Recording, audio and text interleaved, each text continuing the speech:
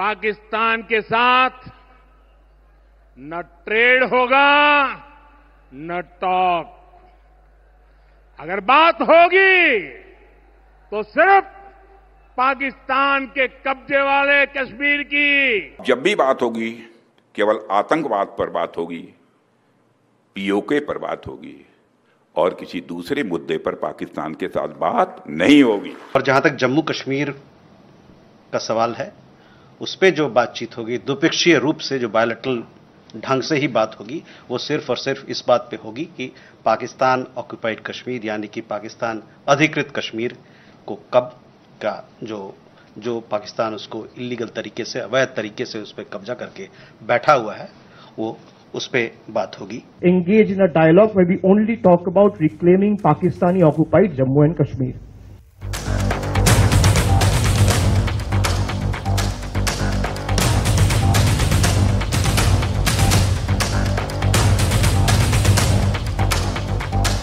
नमस्कार, आप देख रहे हैं इंडिया टीवी। मैं हूं पिनाज त्यागी। हिंदुस्तान एक बार नहीं बार बार दोहरा रहा है कि बात होगी तो पीओके पर होगी और अब पीओके वापस चाहिए। पीओके वापस कैसे आएगा, आज अपने इस खास शो में यही जानेंगे। प्रधानमंत्री नरेंद्र मोदी ने साफ कर दिया है, टेरर और टॉक एक साथ नहीं होंगे। पाकिस्तान अगर टेरर फैलाएगा तो एलओसी से घुसेंगे या इंटरनेशनल बॉर्डर से भी अंदर जाएंगे, इसमें कोई शक नहीं। लाहौर, इस्लामाबाद, रावलपिंडी, कराची तक जाकर मारेंगे। इस छोर उस छोर तक जाएंगे, हवा, जमीन और पानी तीनों का इस्तेमाल करेंगे और आतंकियों को मार गिराएंगे। यह खुली छूट टेरर के लिए है। और जब टॉक की बात होगी तो मुद्दा एक होगा, पीओके। पाकिस्तान बाकी सारे मुद्दे भूल जाए, किसी और मुद्दे पर कोई बात होगी ही नहीं। पीओके की एक हलचल की हाईएस्ट लेवल मॉनिटरिंग इस वक्त हो रही है। ऑपरेशन सिंदूर के तहत टेक्निकल सर्विलांस हो रहा है। स्पाई नेटवर्क सुपर एक्टिव कर दिया गया है। भारत सरकार पीओके पर रिजोल्यूशन बहुत पहले पास कर चुकी है। पीओके भारत का हिस्सा है, पाकिस्तान का अवैध कब्जा है और उसे हमें खाली कराना है। तो क्या ऑपरेशन सिंदूर पीओके से पाकिस्तान का तंबू उखाड़ने के बाद ही रुकेगा? क्या ऑपरेशन सिंदूर को पीओके को ध्यान में रखकर ही सिर्फ सस्पेंड किया गया है, अबॉर्ट नहीं? क्या ऑपरेशन सिंदूर का फाइनल ऑब्जेक्टिव पीओके वापस लाना है? आज इसी पर बात करेंगे। हमारे साथ शानदार ऑडियंस है। सबसे पहले जोरदार तालियां आप लोगों के लिए। और हमारे साथ खास मेहमान इस वक्त जुड़ चुके हैं। इच्छा तो सबकी है कि जाइए, घुस के और पीओके ले आइए, लेकिन भाई कूटनीतिक लिहाज से इतना आसान नहीं होता है। खुद के भी लॉस का भी ध्यान रखना है। तो पीओके लाने का एकमात्र तरीका क्या युद्ध है?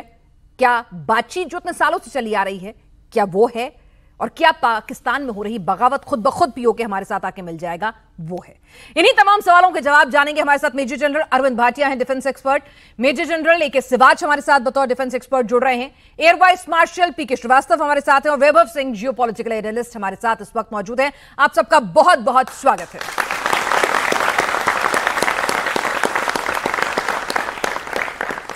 भाटिया साहब, सबकी इच्छा है पीओके आ जाए, इसमें तो कोई दो राय नहीं है। राजनेताओं से लेकर चाहे फिर वो किसी भी पार्टी का हो, जब बात पीओके की आती है तो सबको वापस चाहिए। और मेरे ख्याल से यहां जो सारी ऑडियंस बैठी है उसको भी पीओके वापस चाहिए। तो अब तरीका बता दीजिए सर, कैसे ले? पीओके सबको वापस चाहिए। पीओके हमारा था और मैं इस भरोसे के साथ यहां पर खड़ा हूं कि भविष्य में पीओके हमारे पास वापस आएगा। लेकिन इससे पहले कि इस मुद्दे के बारे में बात करें, थोड़ा सा पीओके है क्या उसको समझते हैं। आज़ादी मिलने के बाद पीओके जब पाकिस्तान के कब्जे में गया तो आप तकरीबन ये समझें कि 55% JNK का जो था वो भारत में रह गया, 30% करीब पाकिस्तान के कब्जे में है और 15% एक्साइचिन का इलाका है, जिसमें एक्साइचिन है और 5180 किलोमीटर स्क्वायर किलोमीटर्स का एक शख्सगाम वैली है, जो कि गिलगिट और बाल्टिस्तान हुंजा का एक पार्ट था, जहां से खुजरे पास से काराकोरम हाईवे आया। वो 1963 में पाकिस्तान ने चाइना को दे दिया। तो जब हम JNK की बात करते हैं तो ज्योग्राफिक जो समूह है 55% हमारी तरफ है, 30% पाकिस्तान के कब्जे में है जिसको हम पीओके बोलते हैं, और करीब 15% COK चाइना ऑक्युपाइड कश्मीर है। जब इसको हम थोड़ा पॉलिटिकल डिवाइड करते हैं तो एक पीओके एक पतली सी स्ट्रिप है जो कि नीचे शुरू होती है छमजोड़िया के इलाके से और ऊपर की तरफ जाती है और फिर लद्दाख के इलाके में जाके फैल जाती है। अगर गिलगित बाल्टिस्तान को आप देखें तो गिलगित बाल्टिस्तान तकरीबन 6 टाइम्स बड़ा है पीओके से।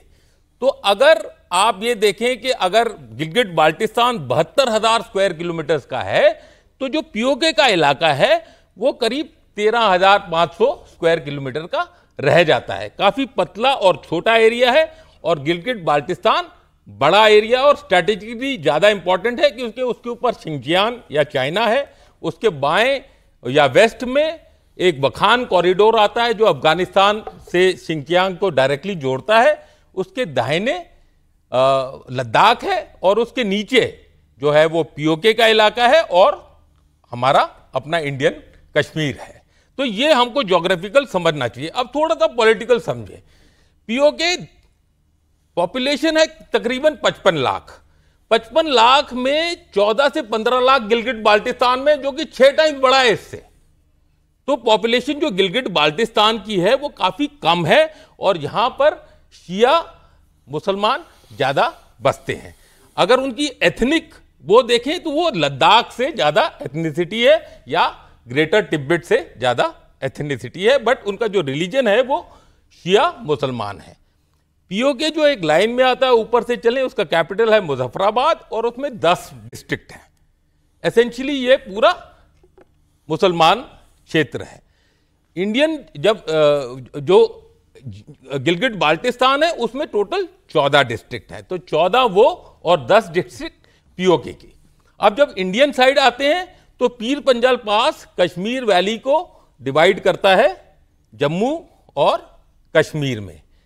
कश्मीर में कितनी डिस्ट्रिक्ट्स हैं? कश्मीर में 10 डिस्ट्रिक्ट हैं और 5 कश्मीर में और 5 जम्मू में, तो टोटल 10 डिस्ट्रिक्ट हैं। और अगर आप ऊपर लद्दाख को देखें वो जो कि अभी यूनियन टेरिटरी है तो उसमें एक लेह की डिस्ट्रिक्ट है और एक कारगिल की डिस्ट्रिक्ट है। तो हमको ये खाका क्लियर होना चाहिए जब हम पीओके की बात करते हैं।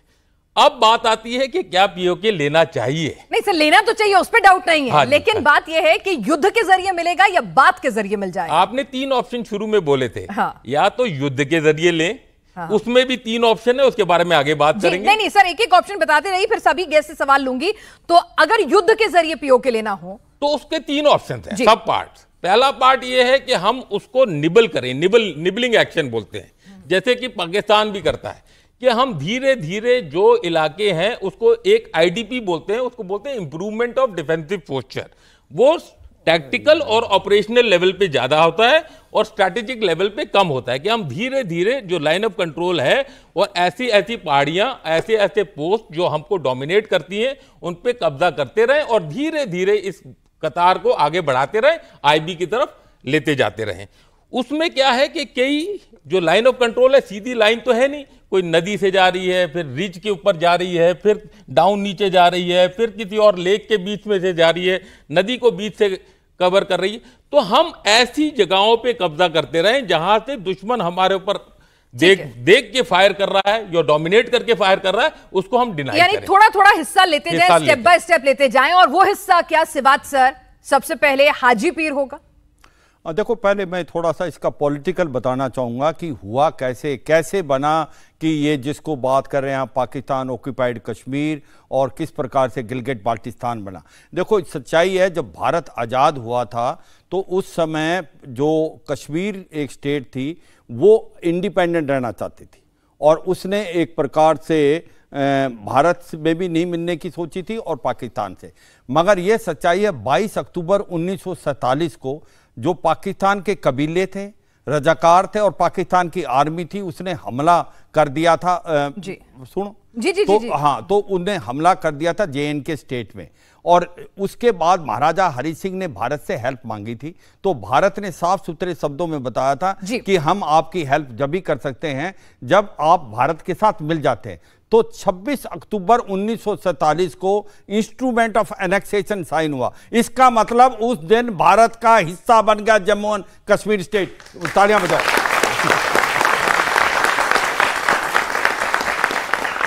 इतने में 22 अक्टूबर से 26 अक्टूबर तक ये जो कबीले थे ये वहां बारामूला वाले रूट से और कुपवाड़ा रूट से धीरे धीरे अंदर आ रहे थे। इन्होंने लूट मार मचाई, औरतों का रेप किया, जो वहां नन्स भी थी, कुछ क्रिश्चियन स्कूल थे, उनको भी मारा और उनका रेप किया। और वो धीरे धीरे आगे बढ़ के पट्टन तक आ गए थे और कहीं ना कहीं श्रीनगर के बिल्कुल दरवाजे पे खड़े हुए थे। ऐसे में 27 अक्टूबर को भारत की टुकड़ी जाती है, सिख बटालियन है, और उसने जाके उनको वहां से रोका और उसके बाद भारत की फौज वहां आ जाती है। धीरे धीरे धीरे धीरे उनको पीछे ले जाना स्टार्ट करते हैं। यह एक विडंबना है देश की कि जब हम ऐसी जगह पहुंच गए थे जिसको आज हम पीओके बोलते हैं, वो पीओके होना नहीं चाहिए था। हमारी इतनी काबिलियत और क्षमता थी फौज की, हम पूरा का पूरा जो जम्मू एंड कश्मीर स्टेट है, गिलगित बाल्टिस्तान है या सक्सम वैली है, इसको ले सकते थे। मगर उस समय बहुत बड़ा पॉलिटिकल मिस्टेक किया। हम ही खुद भारत ही जाके यूनाइटेड नेशन में चला गया और यूनाइटेड नेशन में जब गया तो उसने सर जो गलतियां हुई हैं उसे कैसे सुधारें, यही आज जानना है। इतिहास हम लोग कई बार सुन चुके, गलतियां जो हैं उसे कैसे सुधारें, क्या तरीका होगा, ये समझाइए। बताना बहुत जरूरी है कि लोगों को समझना। अब 1994 में एक रेजोल्यूशन पास हुआ है पार्लियामेंट में यूनिवर्सली की पूरा पीओजे और गिलगित बाल्टिस्तान भारत का हिस्सा है और भारत में आना चाहिए। इसकी जो 26 सीटें हैं अभी भी वो JNK असेंबली में खाली छोड़ी जाती है। अब बात आती है कि ये वापस कैसा आना चाहिए। मेरे हिसाब से एक मल्टी प्रोंग स्ट्रेटेजी के तहत ये वापस आएगा।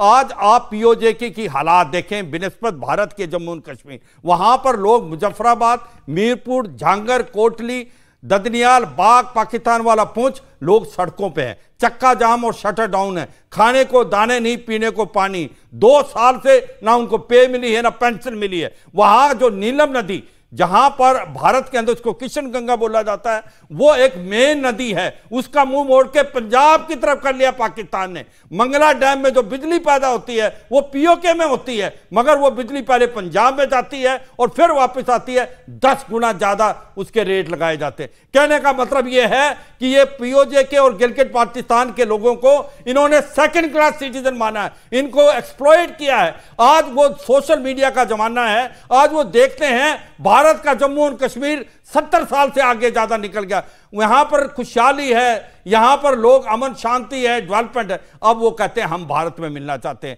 वो सड़कों पे खड़े हैं। ये एक पहली रिक्वायरमेंट थी कि हम जो बार बार अगर आप देखें भारत के प्रधानमंत्री और डिफेंस मिनिस्टर कहते हैं कि अभी तो हमें इशारा करने की जरूरत है क्योंकि लोग भारत में मिलना चाहते हैं और जो बाकी मिलिट्री ऑप्शन है उसके साथ हमें पता है कि कब कहां करना है वो कार्रवाई होगी। मगर मैं ये कह सकता हूं आने वाले कुछ एक समय में ये पीओजे के गिलगित बाल्टिस्तान भारत में मिलकर रहेंगे, ये होके रहेगा। चले तो होके रहेगा। ये एक और अभी वहां की बगावत ही जो है, वहां के आवाम का जो गुस्सा है वही विद्रोह पैदा करेगा, जैसा कि राजनाथ सिंह ने भी कहा, और उसके बाद वो खुद ही हमारे थे और वापस लौट आएंगे। लेकिन सर, प्रोफेसर सर, अगर आपसे बात करें, हर ऑपरेशन का एक ऑब्जेक्टिव होता है। ऑपरेशन सिंदूर जब पहले चला, ऑब्जेक्टिव था टेरर को खत्म करना। अब अगर टेरर हुआ तो एक्ट ऑफ वॉर होगा और उस एक्ट ऑफ वॉर का जवाब हम देंगे जिस तरह से। तो क्या उसका ऑब्जेक्टिव पीओके वापस लाना हो सकता है, क्योंकि सबसे ज्यादा आतंकी कैंप जो है वो पीओके में ही मौजूद है। पिनाज, आपने देखा कि हमारी सेनाएं कितनी तैयार हैं। दोनों जनरल्स को देख लिया, मेरे काबिल जनरल्स को। एक ने आपको पूरी ज्योग्राफी बताई, दूसरे ने पूरी शक्ति बताई कैसे हम जा सकते हैं, और हिस्ट्री बताई। बात यह कि मैं तो वायुसेना से हूं, मेरा काम है कि मैं आपके लिए ब्रह्मोस मार के, आकाश मार के IACCS से रास्ता बनाऊंगा, और रास्ता वहां बन सकता है। जहां तक उसका सवाल है, बालाकोट में हमने इस अपनी क्षमता को दिखाया था। लेकिन मुद्दे की बात यह है, जो खास तौर से जनरल सिवाच ने बोली, कि वहां पर आंतरिक विद्रोह हो रहा है। बिल्कुल ठीक है। वहां जो बन रहा है, वहां जो बिजली बन रही है, वहां की जो खाने हैं, कॉपर की, गोल्ड की, मिनरल्स की, वो सारा चाइना को दिया जा रहा है या पंजाबी पाकिस्तान में जा रहा है। वहां से नदियां बह रही हैं, उसका पानी भी पंजाबी पाकिस्तान जाए। वहां की आर्मी या वहां के जनरल्स को लूट रहे हैं। आपने देखा होगा सड़कों पर विद्रोह है, लोगों को पे नहीं मिल रही है, लोगों को कुछ खाने को नहीं मिल रहा है। तो जब जिस देश में आंतरिक विद्रोह नहीं होता है, उसका आप उसको ले नहीं सकते हैं मिलिटरली। तो ये पहला साइन है, और हमने अपने पार्लियामेंट में घोषित कर दिया है कि पीओके हमारा है और इंटीग्रल पार्ट है। जो इन्होंने बताया था 1947 से हमारा था और हमारा है। 1994 में हमने इसको अपने पार्लियामेंट में और एक मोहर लगाई। तो आपके मन में यह होना चाहिए कि पीओके आपका है और आपका रहेगा, और जब आपकी जनशक्ति वहां के विद्रोह से जुड़ेगी तो मिलिट्री ऑप्शन बहुत आसान हो जाता है। मिलिट्री ऑप्शन की आप बात करते हैं तो मिलिट्री ऑप्शन के लिए हमारे पास बहुत ऑप्शंस हैं। हमारी सेनाएं तत्पर ही नहीं है, सक्षम है, सजग है और तैयार हैं। आपने कुछ झलक देखी है इन लोगों के जोश से। हम लोग तो वायुसेना और सेना से निवृत्त हैं, लेकिन हमें पता है वहां क्या होता है। हमारे रग रग में दौड़ रहा है पीओके। हम चाहते ही वापस आना चाहिए, क्योंकि वो हमारा था और हमसे छल से लिया गया है, कपट से लिया गया है, और हमारी उस तरह की पॉलिटिकल विल के कारण गया है। तो अब जब पॉलिटिकल विल बन रही है, जो आप देख रहे हैं टेलीविजन के पर्दों पर, otherwise political will is the first reason for you to get anything and integrated in your country. So that political will is there, military power is already there. We can do it. We will do it, हाँ? वैभव, आप geopolitical मामलों को समझते हैं। बातचीत के लिए हम कह रहे हैं कि बातचीत होगी तो पीओके पर होगी। आपको लगता है पाकिस्तान, जिसकी अगर हम कहें कि रोजी रोटी ही पीओके के सहारे चल रही है, जो पीओके के दम पर ही अपनी आवाम को एकजुट करके रख रहा है, वो पीओके लौटा सकता है? कभी कल्पना भी की जा सकती है बुरे से बुरे हाल में, या उस पर बातचीत भी कर सकता है? सुसाइडल होगा ये तो उसके लिए आपको लगता है इट्स फिजिबल?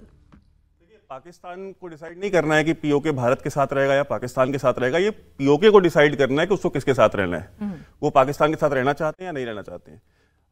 आज़ादी जब से हमको मिली है इस पूरे रीजन में, तब से लेकर के आज तक जो पीओके के सबसे पॉपुलर लीडर हुए हैं, उनका एक स्टेटमेंट है, वो मैं आपको पढ़ के सुनाना चाहता हूं आपकी ऑडियंस के लिए और आपके व्यूअर्स के लिए। मेरे दोस्तों, हमारी शिनाख्त मिटाने की कोशिश की जा रही है और हम पर एक ऐसी तारीख मुसल्लत की जा रही है जो शिकस्त खुर्दा है। हम आपके सामने उस पाकिस्तान की तारीख रखना चाहते हैं जो आपके साथ जबरन अपना रिश्ता जोड़ता है और यह चाहता है कि मुसलमान होने के नाते कश्मीर उससे मिलना चाहिए। लेकिन जो मुल्क आपको यह कह रहा है कि आप अपने कौमी मुस्तकबिल का फैसला उसके साथ वाबस्ता करें, हमारे साथ मिले क्योंकि आप मुसलमान हैं, कौन कहां किस मजहब में पैदा होता है यह किसी के इख्तियार में नहीं है, लेकिन मुसलमान होने के जुर्म में पाकिस्तान की गुलामी किसी कीमत पर हमें मंजूर नहीं है। एक ऐसे पाकिस्तान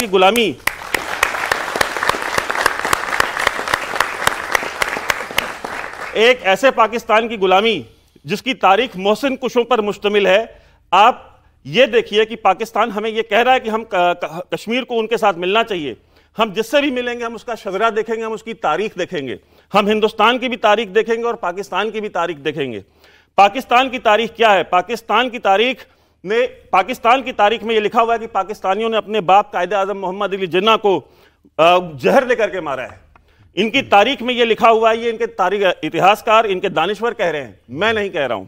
पाकिस्तान ने अपनी मां मादरे मिलत मोहम्मद अली जिन्ना की बहन फातिमा जिन्ना को फांसी के फंदे में लटका के मारा। यह बात मैं नहीं, पीरजादा जो कि चीफ जस्टिस थे वहां पाकिस्तान में, का ये बात वो कह रहे हैं जो हर फौजी या डिक्टेटरशिप को यहां पे वैलिडेट करते हैं। आगे उन्होंने कहा कि पाकिस्तान की जो तारीख है वो ये है कि इन्होंने अपने पहले वजीर आजम लियाकत अली खान को गोलियों से मारा।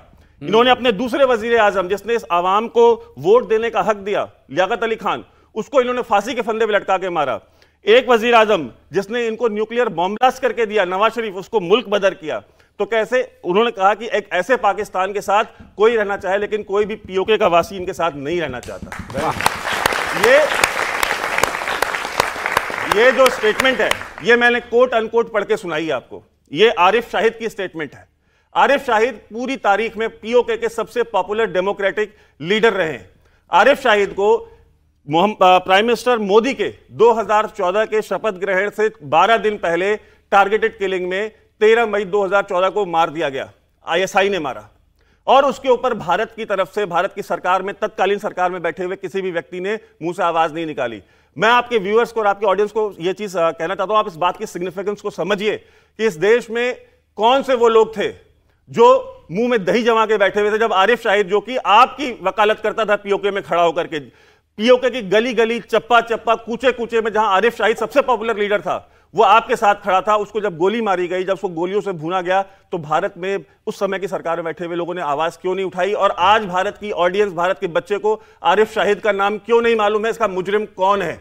अगर आपके लिए जो वहां पे गोलियां खा रहे हैं वहां पे लोग जाने दे रहे हैं पीओके में भारत के लिए, और आप यहां पे उनके बारे में आप बात नहीं करते, आप उनकी आवाज नहीं उठाते हैं, तो वो कौन जिम्मेदार थे? हमको सबसे पहले उनको पकड़ना चाहिए। और पाकिस्तान की आवाम अगर आरिफ शाहिद के साथ खड़ी थी और आरिफ शाहिद हिंदुस्तान के साथ खड़े थे, तो ये बात हमको समझनी चाहिए कि पीओके डिसाइड करेगा, वहां की आवाम डिसाइड करेगी, ना कि वहां के फौजी जनरल्स और उनके बूट पॉलिशर ये डिसाइड करेंगे कि पीओके भारत में रहेगा या पाकिस्तान में रहेगा। तो जैसा कि हमने कहा कि एक विकल्प यह भी हो सकता है कि पीओके के आवाम का इस कदर गुस्सा फूटे कि वो खुद ही तय करें कि वो भारत के साथ आएगा, और जिस बात को रक्षा मंत्री ने भी कहा और वैभव भी बता रहे थे कि उसके पीछे, और सभी ने श्रीवास्तव सर ने कहा कि क्या रीजंस हैं। भाटिया सर, अगर हम आते हैं कि ठीक है, पाकिस्तान अगर फिर से कोई दुस्साहस करेगा, हम उसको एक्ट ऑफ वॉर मानेंगे। अब एक्ट ऑफ वॉर में जाहिर सी बात है आतंकियों का खात्मा तो करेंगे, अपना फायदा भी देखेंगे। तो ऐसे में हो सकता है जो आप निबलिंग एक्ट कह रहे थे कि भाई ठीक है, एक बार हाजीपीर ले लीजिए, उसके बाद नीलम, लीपा वैली, स्टेप बाय स्टेप हम अपने लिए जो सामरिक लिहाज से इंपॉर्टेंट चीजें हैं उनको वन बाय वन कैप्चर कर सकें, या it will be all out war once and for all? नहीं, ये तरीका ये जो होगा ये निबलिंग के तरीके से ही होगा, और हमें ये देखना पड़ेगा कि एक पीओके है और एक राइप फ्रूट है जो अभी पाकिस्तान में है, जो अलग होने के लिए तैयार है, और वो है बलूचिस्तान। मैं पीओके से थोड़ा भटक रहा हूं, लेकिन Balochistan 43% of the area, only 7 to 8% of the population, बहुत बड़ा इलाका, ऑलमोस्ट आप ये लगा लें कि 40% उसका पाकिस्तान का पूरा हिस्सा बलूचिस्तान है, और उसमें पॉपुलेशन 10% भी नहीं है, और 90% मिनरल उनके वहां है, और ग्वादर पोर्ट और वो जो सीपेक का पूरा जो 62 अरब डॉलर पैसे जो आए हुए हैं वो बलूचिस्तान में आए हुए हैं। वो एक मोर राइप फ्रूट है। वहां की अवाम, बीएलए, बीआरए, वहां के लोग बोल रहे हैं कि आप अपनी एम्बेसी खोलें नई दिल्ली में, वो बोल रहे हैं हमारे नेशनल फ्लैग को रिकॉग्नाइज करें, वो बोल रहे हैं कि आप यूएन में हमारी वकालत करें कि हमें एक सीट मिले। तो बलूचिस्तान एक इसी तरह धीरे धीरे ये उबाल जो है, उफान जो है वो पीओके में दिख रहा है। ऐसा ही उफान हमें सिंध में भी दिख रहा है। तो 50% ऑफ केपीके में पाकिस्तान फौज का कोई कंट्रोल ही नहीं है।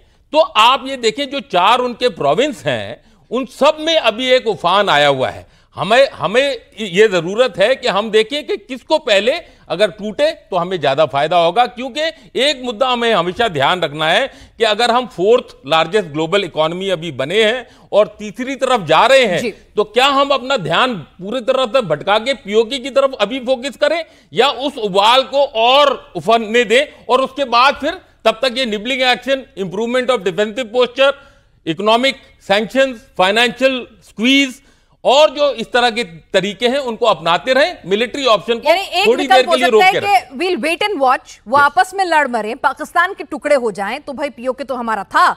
जब दुश्मन कमजोर होगा, अपने घर में परेशान होगा, अपने टुकड़े टुकड़े करवा रहा होगा, तो हम जाके अपना हिस्सा रिक्लेम कर लें। तो एक थ्योरी ये निकल कर आती है। श्रीवास्तव सर, अगर इसी चीज को हम थोड़ा आगे ले जाएं, अगर हम समझना चाहें, ठीक है, नोबडी वांट्स वॉर, हम तो कहते हैं कि हम बुद्ध के देश हैं, लेकिन युद्ध में हमारा कौशल क्या है वो हमने दिखा दिया। हम कृष्ण के भी देश हैं। हाँ, तो अगर हमें ऐसी स्थिति बढ़ती है कि भाई आपको पीओके अपने पास करना होगा, सामरिक लिहाज से लेना होगा, उसको रिकैप्चर करना होगा, तो सर जो कह रहे थे कि स्टेप बाय स्टेप ही तरीका है, मैं जनरल साहब की बात से काफी सहमत हूं। मैं आपको बताता हूं क्यों। क्योंकि जब आपका एक डॉक्ट्रिन ऑफ फ्रैगमेंटेशन कहलाता है, जैसे कि आपने यूएसएसआर का देखा था, एक पर्टिकुलर स्टेज पहुंची and USSR got into 9 pieces.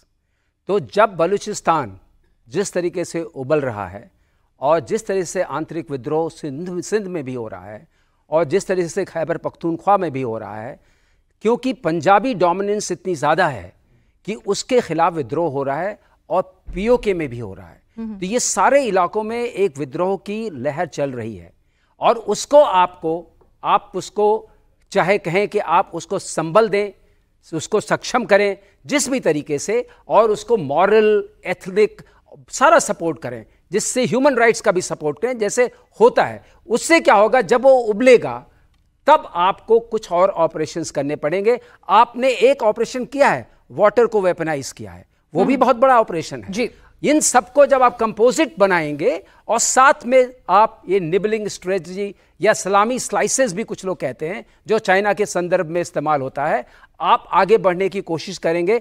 अब उनको समझ में नहीं आएगा फौजें बॉर्डर पर रखें या फौजें वहां कंटेनमेंट करने के लिए करें।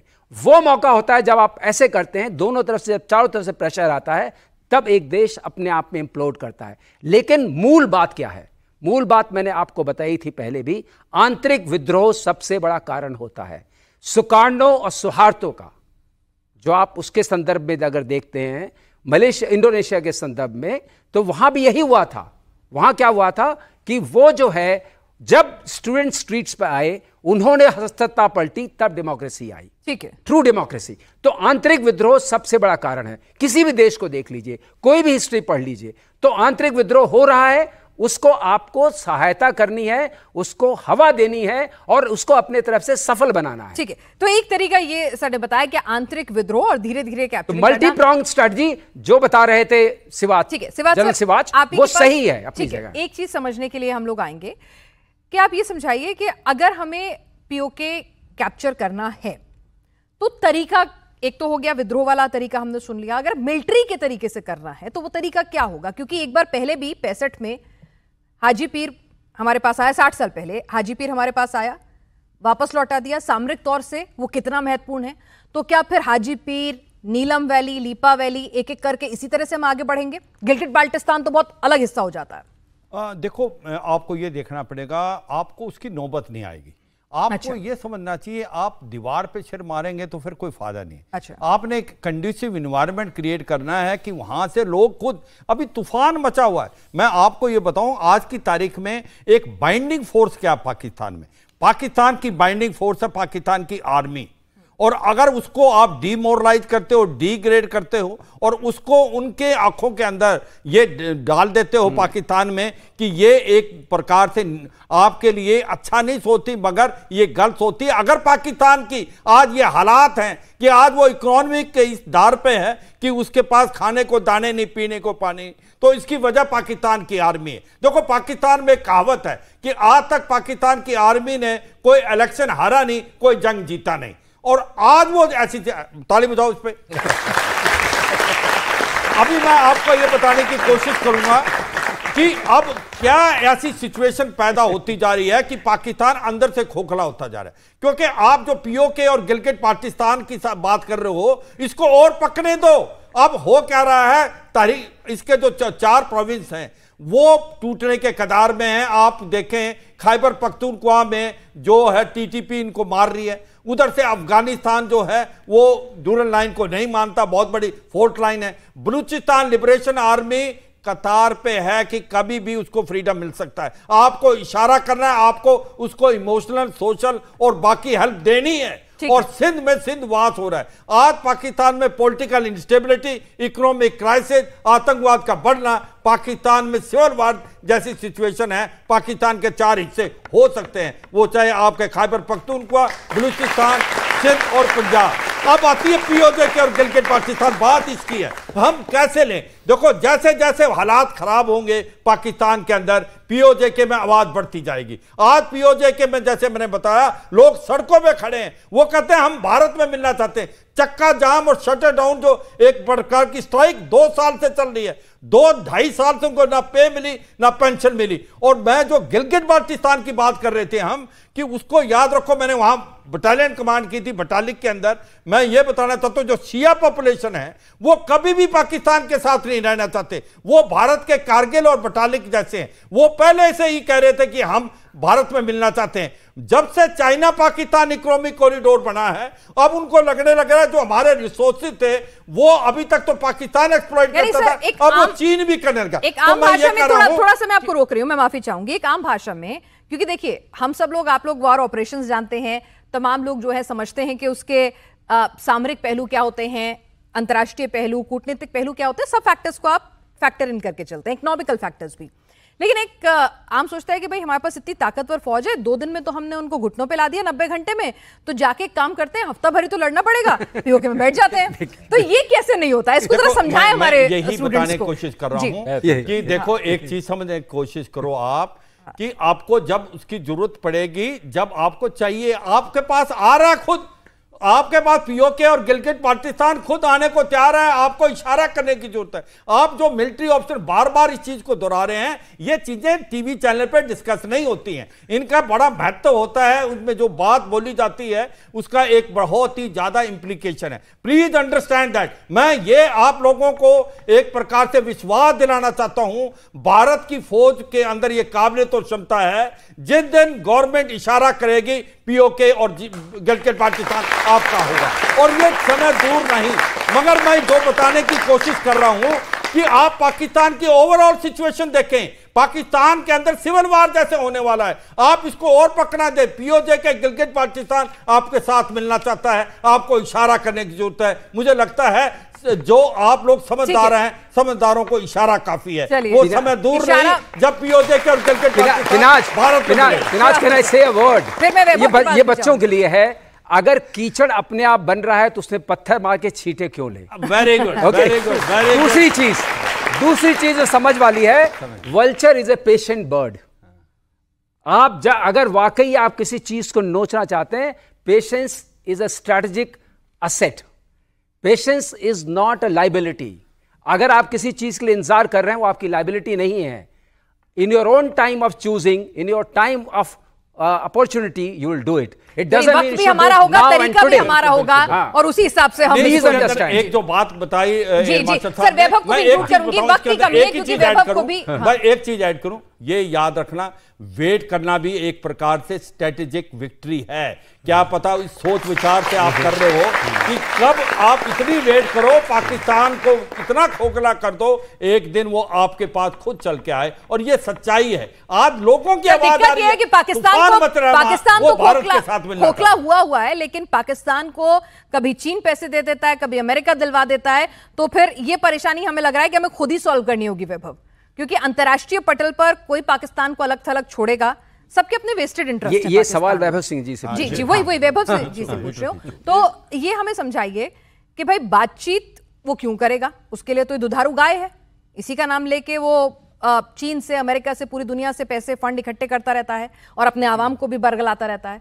तो ऐसे में आपको क्या समझ में आता है कि अगली बार जब भी युद्ध की स्थिति होगी, क्योंकि वो होगी, पाकिस्तान हरकत से बाज तो आएगा नहीं, आतंक करेगा, हम एक्ट ऑफ वॉर डिक्लेयर करेंगे, तो क्या हमारा ऑब्जेक्टिव पीओके होगा? जी देखिए, जहां तक बात वेस्टर्न वर्ल्ड की है या चाइना की है, दुनिया में हर देश अपनी जंग खुद लड़ते हैं, हमें अपना युद्ध खुद लड़ना पड़ेगा। हमारे यहाँ पे महाभारत जैसा काव्य लिखा गया है, महाकाव्य लिखा गया है, उसमें अगर उसको भी पढ़ने, अगर हम उसके भी लेसन्स को लें तो हमें समझ में आता है कि भाई पांडवों को अपना युद्ध खुद लड़ना पड़ा था। भगवान कृष्ण भी उनके साथ युद्ध लड़ने नहीं उतरे थे, उनको सिर्फ गाइडेंस दे रहे थे। युद्ध पांडवों ने खुद लड़ा कौरवों के खिलाफ, और अपने से 100 गुना ज्यादा बड़ी शक्ति से युद्ध लड़ा। तो युद्ध के जब आप मैदान में उतर जाते हैं तो आपको अपनी लड़ाई दुनिया में खुद लड़नी है, और एक बढ़ता हुआ विकसित भारत दुनिया के किसी भी देश को, चाहे वो अमेरिका हो, चाहे लंदन, चाहे यूके हो, कोई भी देश हो, उसको वो बर्दाश्त नहीं है, और चीन जैसे देशों को तो बिल्कुल भी बर्दाश्त नहीं है।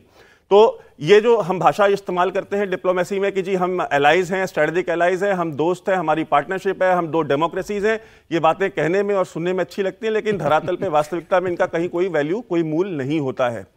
आपको अपने हितों की अच्छी रक्षा करनी होती है। दुनिया में कोई किसी का दोस्त नहीं है, सिर्फ एक म्यूचुअल इंटरेस्ट होते हैं, आपस में जो हित होते हैं वो मिलते हैं, बाकी कोई किसी का दोस्त नहीं है इंटरनेशनल फोरम में। जो पाकिस्तान के अंदर के फिशर्स हैं, पाकिस्तान के अंदर की अपनी लड़ाइयां हैं, चाहे वो तहरीक तालिबान पाकिस्तान हो, चाहे वो BLA हो, BLF हो, BRA हो, चाहे GA सिंध मुत्तहिदा महाज हो, चाहे POJK के अंदर जो हमारी जो फ्रीडम लविंग जो कम्युनिटी है वो हो, वो सारी की सारी कहीं ना कहीं भारत की तरफ उम्मीद भरी नजरों से देखते हैं, और वो भारत से पैसा नहीं चाहते, भारत से वो कोई आर्थिक सहयोग नहीं चाहते। BLA, TTP, ये जो ऑर्गेनाइजेशंस हैं, ये खुद अपने जितने एरियाज कंट्रोल करती हैं बलूचिस्तान के अंदर, खैबर पख्तूनख्वा के अंदर, वहां से ये इतना पैसा खुद जनरेट करती हैं कि ये अपने आप को सेल्फ सस्टेन कर सकती हैं। ये आपसे सिर्फ इतना चाहती हैं कि आपकी जनता, आपकी सरकार अंतरराष्ट्रीय स्तर पे इनके साथ खड़ी हो। और जहां तक बात है POJK का, जैसे मैंने पहले कहा कि हमको जो वहां की लीडरशिप है, पिछले 48 घंटे में 2 लीडर्स जो है ISI ने गोली मारकर उनको मारा है POJK के अंदर, पिछले 48 घंटे के अंदर मात्र। और वो कौन लोग थे? वो लोग थे जो वहां पे पाकिस्तान के जुल्म के खिलाफ आवाज उठा रहे थे, और उसके खिलाफ जैसा जनरल सिवाच ने बताया कि वहां पे प्रोटेस्ट चल रहे हैं। वो प्रोटेस्ट क्यों नहीं थम रहे पिछले 2 साल से? वो इसलिए नहीं थम रहे क्योंकि वहां पे उनकी हत्याएं नहीं रुक रही। हत्याएं किनकी नहीं रुक रही? जो भारत के साथ मिलना चाहते हैं। बिल्कुल। हत्याएं उनकी नहीं रुक रही जो भारत को अपनी मातृभूमि मानते हैं। हत्याएं उनकी नहीं रुक रही। आरिफ शाहिद हो या आज भी जो लोग वहां पे कुर्बानियां दे रहे हैं, इनके लिए कितना आसान था आईएसआई से पैसे पकड़ लेना, लंदन चले जाना और उनका जाकर उनका प्रोपेगेंडा करना और इस्लामाबाद और रावलपिंडी में बढ़िया पॉश इलाकों में आईएसआई की सिक्योरिटी के साथ रहना।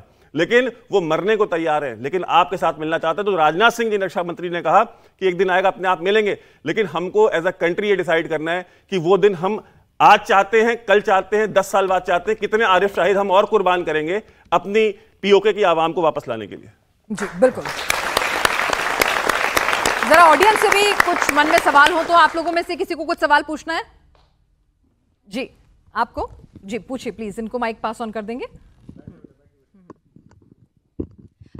सर आपने जैसा कहा कि हमारी डिफेंस फोर्सेस तो मतलब 100% कैपेबल हैं पाकिस्तान पे, पीओके सही पाकिस्तान पे भी कब्जा करने की कैपेबल है, पर जब भी युद्ध लड़ते हैं तो दो तरफ से होती है। एक तो हमारी सेना लड़ती है बॉर्डर पे युद्ध, एक युद्ध होता है जो हम अपने कूटनीतिक तरीके से, हमारी मीडिया, हमारे जो सोशल मीडिया है वहाँ हैंडल्स पे लड़ी जाती है। हमारी फॉरेन पॉलिसी होती है वो युद्ध लड़ती है। तो कहीं आपको ये नहीं लगता इंडिया की फॉरेन पॉलिसी जो है वो कहीं पीछे रहती जा रही है? क्योंकि जब युद्ध का टाइम आया, वॉर का टाइम आया, तो टर्की, चाइना, बहुत सारे ऐसे देश थे जो पाकिस्तान को वेपन्स भी सप्लाई कर रहे थे, पाकिस्तान को आईएमएफ की तरफ से लोन भी मिला, पर इंडिया की तरफ से कोई भी कंट्री क्यों नहीं? तो कह रहे हैं कि क्या हम इंटरनेशनल परसेप्शन बनाने में, नैरेटिव बिल्डअप करने में पीओके को लेकर, क्योंकि हम पहले पीओके नहीं, कश्मीर कश्मीर कश्मीर की बात करते थे, अब हम पीओके कहते हैं, कश्मीर तो भूल जाओ, उस पर तो बात नहीं होगी, हम पीओके। तो नैरेटिव अब चेंज हो रहा है, लेकिन क्या हमने देरी कर दी है वैभव? जी देखिए, सबसे बड़ी समस्या यह है कि हमारे पास इस देश में आईएसपीआर जैसी कोई ऑर्गेनाइजेशन नहीं है जो कि प्रोपेगेंडा और इंफॉर्मेशन वॉरफेयर को हैंडल कर सके, जिसकी एरिया ऑफ एक्सपर्टीज हो, जिसको ये जिम्मेदारी दी गई हो। तो ये हमारे यहाँ पे एक सिस्टम में एक लूप होल है जिसके ऊपर हमारे ऐसे लोग पिछले 7-8 साल से बोलते बोलते हमारी तो जुबानें घिस गई कि एक इंस्टीट्यूशन बनाइए, मेक इंस्टीट्यूशन। दुनिया बदल रही है, वॉर बदल रहे हैं, psy war, information warfare, grey zone warfare, आपको जो कहना हो कहिए, लेकिन एक इंस्टीट्यूशन बनाइए। उस इंस्टीट्यूशन के अंदर उसकी एक रिस्पॉन्सिबिलिटी दीजिए जहां पे आप यंग बच्चों को, जो जिनको सोशल मीडिया चलाने आता है, जिनको की एडिटिंग आती है, जिनको अलग अलग जो सॉफ्टवेयर हैं आज की, आर्टिफिशियल इंटेलिजेंस है, उनकी नॉलेज है, उनको आप बुला करके अपने यहाँ बिठाइए उस बिल्डिंग में और उनको रिस्पॉन्सिबिलिटी दीजिए। दुनिया के हर देश ये काम कर रहे हैं। यूक्रेन रशिया वॉर में CIA ने बिलियंस ऑफ डॉलर सिर्फ और सिर्फ नैरेटिव और इंफॉर्मेशन और प्रोपेगेंडा पे खर्च किए। इसी वॉर में पाकिस्तान ने कितने 100,000 करोड़ रुपए सिर्फ प्रोपेगेंडा और इंफॉर्मेशन और इन्फ्लुएंस ऑपरेशंस पे खर्च किए। बिल्कुल, हारी हुई जंग को भी वो जीता हुआ बता रहा है, तो कहीं ना कहीं हमें नैरेटिव बिल्डअप करना होगा। एक छोटा सा सवाल फटाफट आप भी ले लीजिए, बोलिए। पूछना चाहता हूँ कि जो पीओके हमारे पास नहीं है वो पाकिस्तान की वजह से नहीं है, और जो कश्मीर में टेररिज्म हो रहा है वो भी पाकिस्तान की वजह से ही हो रहा है। और पाकिस्तान हर 6 से 7 साल के बीच में एक अटैक करता रहता है, बड़ा बड़ा, जैसे कि पार्लियामेंट अटैक हुआ था, ताज अटैक हुआ था। तो हम पाकिस्तान को ऐसे आगे भी अटैक करता रहेगा, 6 से 7 साल के बीच में करता रहेगा, तो हम पाकिस्तान को शांति तो बन नहीं सकती पाकिस्तान के साथ। सबक सिखा दें तो उसे हरा क्यों नहीं देते, वो क्यों नहीं देते? सर भाटिया सर, आप बहुत देर से इन्वॉल्व नहीं हुए। एक बात, ये सवाल, एक परसेप्शन रहता है कि भाई वो सुधर तो रहा नहीं, बात करके देख ली, दोस्ती करके देख लिया, स्ट्राइक्स करके देख लिया, ऑपरेशन सिंदूर करके देख लिया, वहां तो धमकी दे रहे हैं आतंकी, तो भाई एक बार खत्म कर दो ना। देखिए, एक चीज होती है टेक्निकल सुपीरियरिटी जो हमने दिखाई, टैक्टिकल सुपीरियरिटी तो है ही, हमने स्ट्रैटेजिक लेवल पे सुपीरियरिटी दिखाई। हमने काफी पहले उनके 9 आतंकी सेंटर्स पे अटैक किया, उसके बाद उनके 11 एयर बेसिस पे पूरा एयर डिफेंस सिस्टम बर्बाद किया। एक चीज होती है कि हम उसको खत्म कर दें। क्या आप पाकिस्तान पे कब्जा कर सकते हैं? हमारी फौज है 13 लाख, पाकिस्तान की करीब 6 लाख, 50% की फौज है, 60 टाइम्स छोटा है हमसे, लेकिन फौज खाली आधे गुना कम है। तो उस पर कब्जा करना क्या हमारे लिए जरूरत है? इसीलिए सभी पैनलिस्ट ने आपको बताया कब्जा करने की जरूरत नहीं है, तोड़ने की जरूरत है।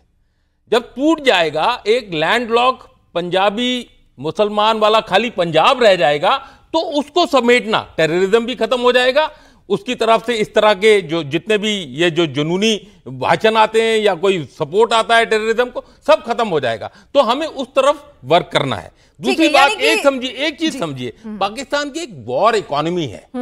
वॉर इकोनॉमी कौन लीड करता है? पाकिस्तान आर्मी, पाकिस्तान का पॉलिटिशियन, पाकिस्तान का ब्यूरोक्रेट, पाकिस्तान के जजेस, आर्म स्मगलर, टिम्बर स्मगलर्स, हवाला मार्केट वाले और जितने भी बैड एलिमेंट्स हैं, आवाम तो पिस रही है। पहली बार ऐसा हुआ है जो एक हुजूम निकला है। जब मैं पाकिस्तान में था, रहील शरीफ को भगवान मानते थे, खुदा।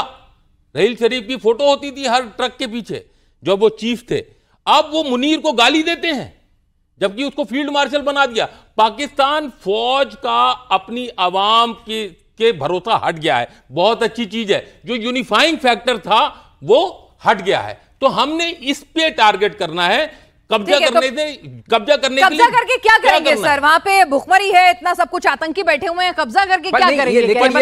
प्रॉब्लम आप और ले लोगे अपने। नहीं फिनाज, पर उसके सवाल का जवाब ये भी था, क्या हमने उनको जवाब दिया? हाँ। एक क्वेश्चन ये था, तुम्हारा क्वेश्चन ये था कि अगर वो हमला कर रहे हैं, हम हमला कर रहे हैं। आप देखिए इस बार जो हमने जवाब दिया है डिसप्रपोर्शनेट, इस शब्द को याद रखिएगा। उन्होंने हमें इतना मारा, हमने उनको इतना मारा। आप देख रहे हैं गाजा में मार चल रही है ना, कितने साल से चल रही है? 1 साल हो गया, उससे ज्यादा हो गया। मार चलती 2 साल हो गए, चल रही है लगातार मार। तो मारने से क्या हुआ? सब समाप्त हो गया, लेकिन अभी भी हमास जिंदा है। तो आपको डिसप्रोपोर्शनेट देना है, भय बैठ जाए। अब भय बैठाया है आपने पहली बार। चलिए, तो डर कितना कारगर साबित होगा? फटाफट एक छोटा सा सवाल आपका, क्या सवाल है? जल्दी से जल्दी। सर, अभी आप सबने बताया कि जैसे पाकिस्तान जो है वहाँ प्रोटेस्ट हो रहे हैं, वो पार्ट्स में डिवाइड हो रहा है, जैसे बलूचिस्तान और पीओके में और सिंध में। तो सर चाइना होने देगा क्या? क्योंकि उसके लिए बहुत इंपॉर्टेंट छोटा सा जवाब। जी जी, देखो सच्चाई यह है, चाइना का एक बहुत बड़ा इंटरेस्ट है कि वो पाकिस्तान को इकट्ठा देखना चाहता है, क्योंकि चाइना पाकिस्तान इकोनॉमिक कॉरिडोर है, उसकी लाइफलाइन है। वो सिंगजांग से उसने ग्वादार पे जो रोड बना रही है और सड़कें और बाकी, वो क्यों किया है कि कल को उसका लड़ाई हो जाती है तो भारत के पास ये एक कैपेबिलिटी है कि मलक्का स्टेट को ब्लॉक कर सकता है। उसके पास 40 दिन से ज़्यादा ऑयल नहीं, तो ये एक ऑल्टरनेटिव रूट खोला हुआ है। तो याद रखना, पाकिस्तान के अंदर चीन का बहुत बड़ा इंटरेस्ट है। आप ये ठीक कह रहे हो सारे के सारे कि चीन इतनी जल्दी पाकिस्तान को टूटने नहीं देगा, इस चीज को आप मान के चलो। मगर आज जो तूफान उठ रहा है पाकिस्तान में, वो पाकिस्तान सह नहीं पाएगा आज, क्योंकि वहां पर चाहे खैबर पख्तूनख्वा, बलूचिस्तान, सिंध और पंजाब, एक सबसे बड़ी इंपॉर्टेंट चीज सर, तो हम यही चाहेंगे ये तूफान जो है वो बवंडर में तब्दील हो, और इस बवंडर में पाकिस्तान तो खत्म हो ही, और पीओके भी फिर से हिंदुस्तान में वापस आए। और इसी के साथ आप हमारे साथ इस चर्चा में शामिल हैं। आपका बहुत बहुत शुक्रिया, शानदार आप ऑडियंस रहे, आपका भी बहुत बहुत शुक्रिया।